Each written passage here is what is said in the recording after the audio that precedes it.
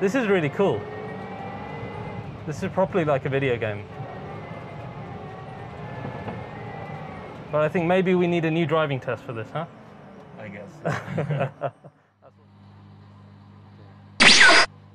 Hey guys, welcome back to Remove Before Race. I'm your host Raz, and we have something extremely special today. You can see it's detected my presence and it started to turn on. It is one of the most futuristic cars that Mercedes-Benz have ever designed and created, and perhaps the one that is the most forward-thinking, not only in the way that it's designed, the way the wheels are, the way the cabin is, but even the way that it drives, and that is something very exclusive and special that I'll get to show you later.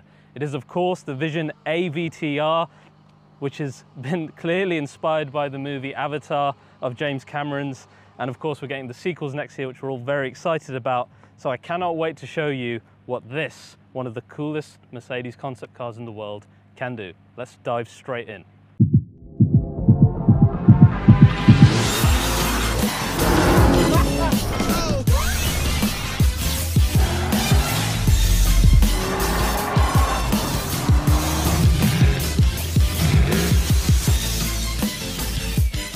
So guys, Vision AVTR. It is something that is completely different to what you would have seen before in a concept car. And when you look at something like this, you really do think, well, is it actually going to work? And on the face of it, it doesn't really look like it, does it?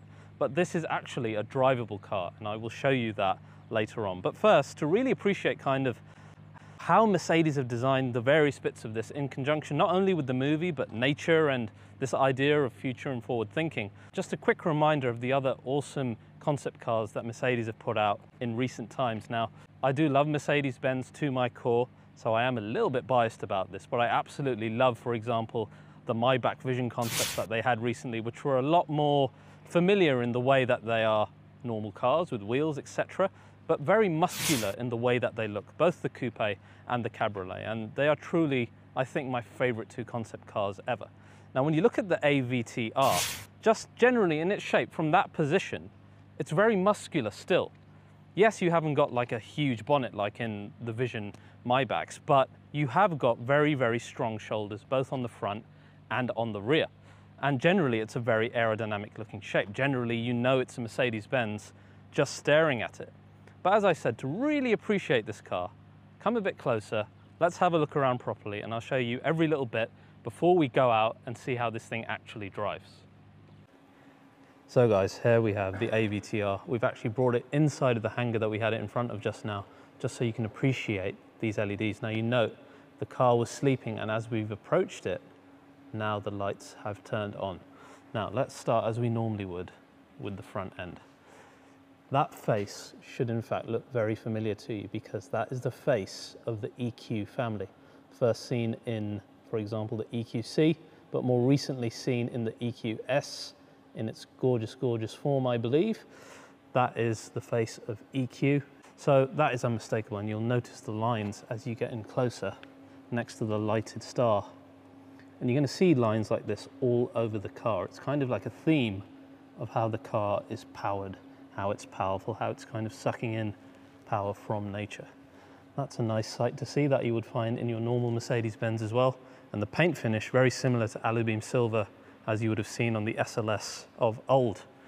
Now, as we come around, probably one of the biggest highlights of the car itself, which is the really interesting wheels. Now, these are based on the wood sprites from Avatar. And as you can see in their standard form, they kind of glow blue, which is really quite interesting. And they can do all sorts of interesting things. I'm going to show you some of the safety features later, but they do show different elements as well. So, for example, we could show the first one, I believe, was air, which is showing now. And then we have water, like spring water. You can see it's kind of flowing out. And the one after that is earth, which shows all the colors of Avatar and the earth, etc. And finally, the last one is fire, which you would expect to be red, but it's not. It's more like pulsating energy instead, which is cool. Now, of course, this lighted star in the middle as well.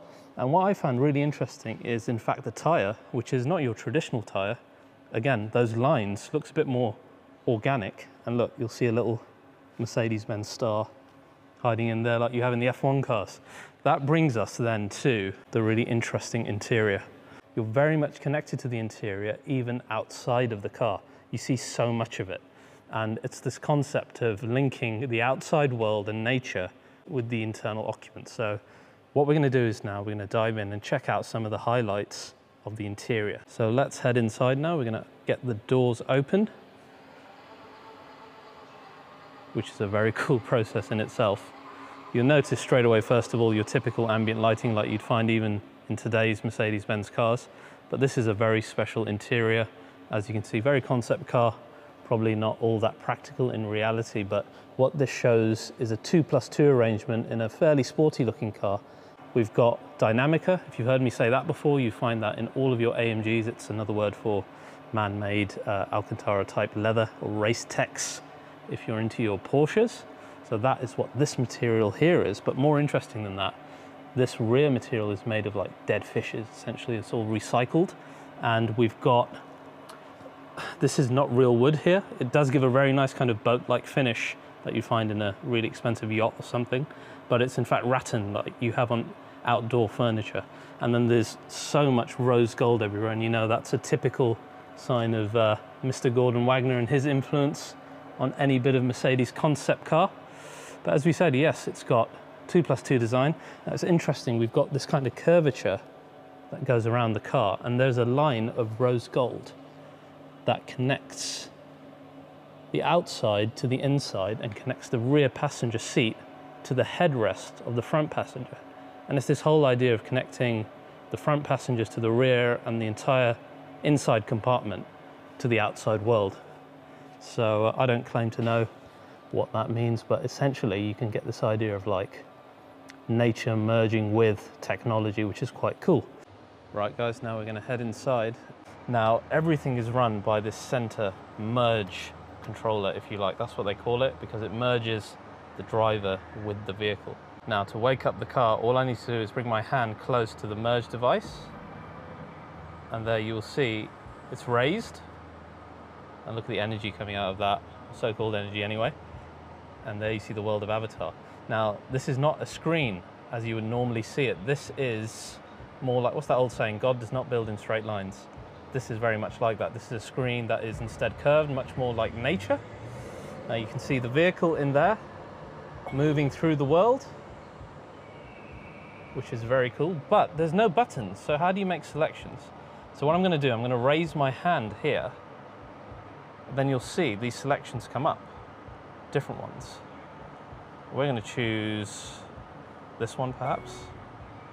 And you see, you will find a tree here that was very famous in Avatar. We're going to choose that. You can see the pulse went through the car, and we wind up. Oh, I chose the other one. I chose the mountains. We've ended up in the mountains here of Avatar, as you can see. And that is kind of how the selection process works. Very simple. You just go through different selections here. I'm going to show you an animal. It's the Banshee, I believe. And you see the Banshee turned up. Completely different way of interacting with the car. Very futuristic, very forward thinking. Now let's go and check out the rear. So guys, now we're approaching the rear. You can see kind of the flaps waking up. That was pretty awesome, wasn't it? And did you see how the rear light turned on? Now that rear light, again, if you think of the old Mercedes concepts that we've seen, should be pretty familiar. We've got a lighted rear Mercedes star as well. You can see how the ambient lighting kind of hits the floor, almost like a welcome light as well, which is awesome. More interest in telling you though about these fins. They serve many purposes. For example, aerodynamic purposes. You can imagine them being used to increase downforce. But also, let's say if you're braking with the car, look at that. They turn red like a brake light, and so do the wheels, which is, again, incredible. It's good safety, it looks great, but it also has a function as well. So these, again, inspired by nature, the designer first sketched them, and then the engineers got to work on, well, how would this be useful? And well, there you go. Just in what, I don't know, would you call it a diffuser? But you've got these flowing energy lines, and these increase in speed the faster you're going. Again, it's kind of a signal to the rest of the world what's happening, and really stunning, really something that we haven't seen before. But to really appreciate this is to actually see the car driving. So Let's jump in right now. So guys, here we are inside the Vision AVTR. I'm here with head engineer of the electric drivetrain element, which is Boris. Boris, thank you for showing us around. Hey, nice having you. Thank you.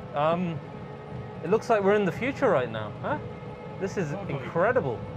So can you tell us a little bit about how this works in terms of driving? Yeah, sure. Now we're driving our Vision AVTR with the merge controller.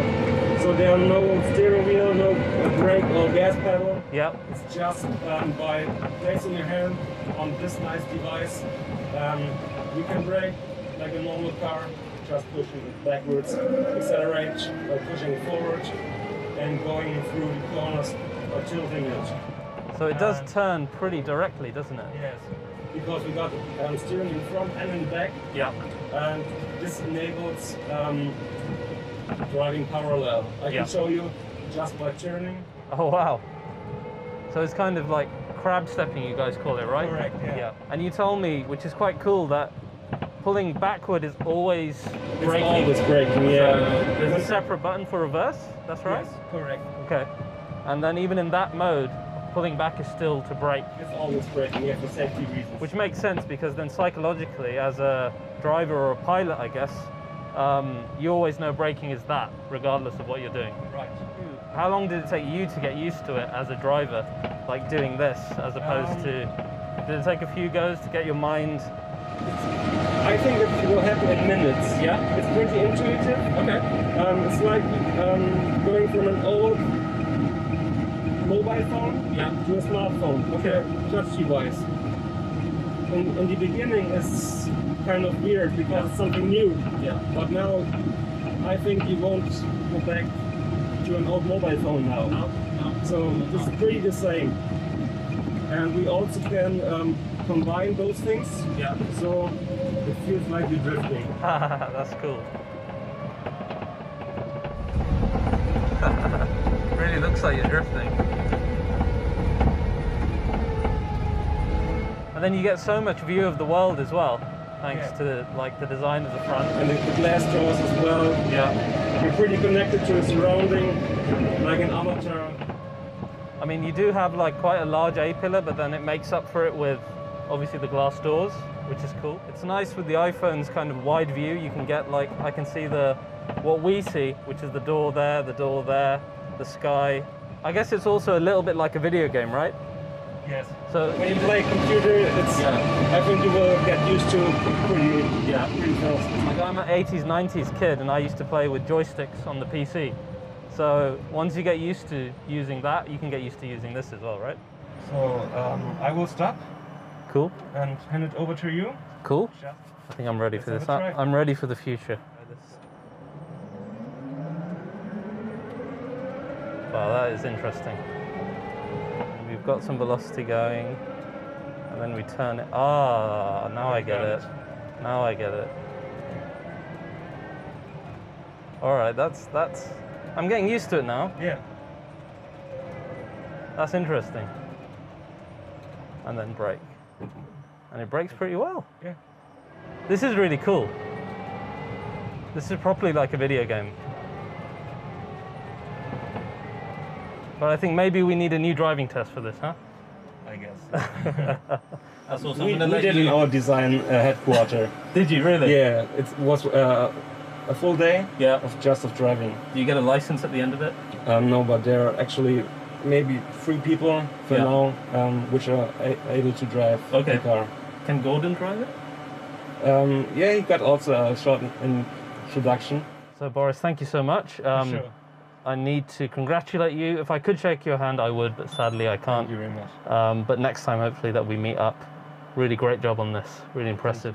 So guys, there's a look at actually driving the AVTR and all of the design of it. I hope you enjoyed it. Please do like, subscribe, hit the bell icon if you did. I've got a few more things to do here in Germany, as you saw in my vlog. So I'll see you guys next time.